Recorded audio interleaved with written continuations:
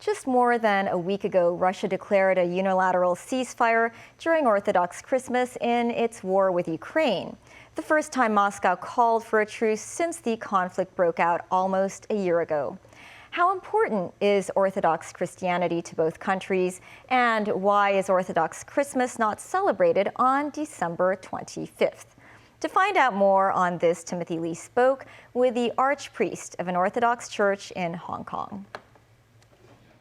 On January 5th, Russia declared a 36-hour Orthodox Christmas ceasefire in a bid to pause the intense fighting in Ukraine, which Kiev dismissed as a ploy. Although a full ceasefire did not materialize, Orthodox Christmas means a lot to both countries.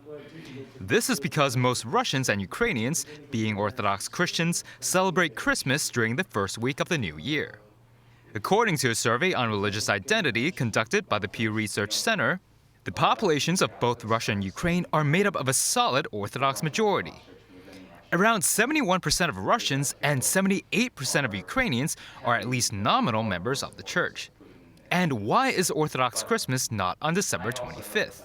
Father Dionisi, who serves as the archpriest of an Orthodox church in Hong Kong, said the difference is mainly due to the church's continued use of a calendar dating back to the Russian Empire.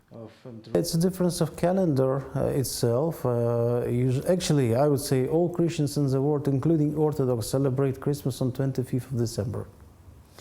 But our civil calendar is different from church calendar for 2 weeks. Calendar of Russian Empire in 1917 was 2 weeks civil calendar, different from European. And church somehow keep this difference up to the now. Father Dionisi said opinions on the war are divided among believers.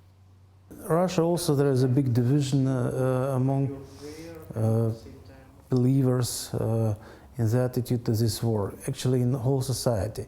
And a big part of society does not support this war and think that it's a big mistake and a big trouble for both countries, not only for Ukraine, which are destroying now, but also for Russia.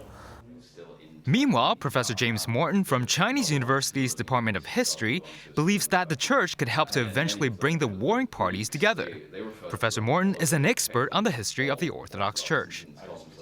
The historical trend, interestingly, since 1991, since the breakup of the Soviet Union, is that both countries have become a lot more religious than they certainly used to be in the communist years. So in terms of reconciliation, I think the Orthodox Church certainly can play a role in reconciling the two sides, but only after the political differences have been resolved.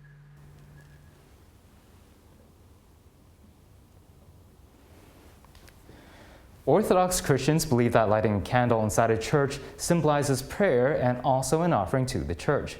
With war raging on in Ukraine, many of the faithful in the two countries continue to seek spiritual peace in the shelter of the Orthodox Church.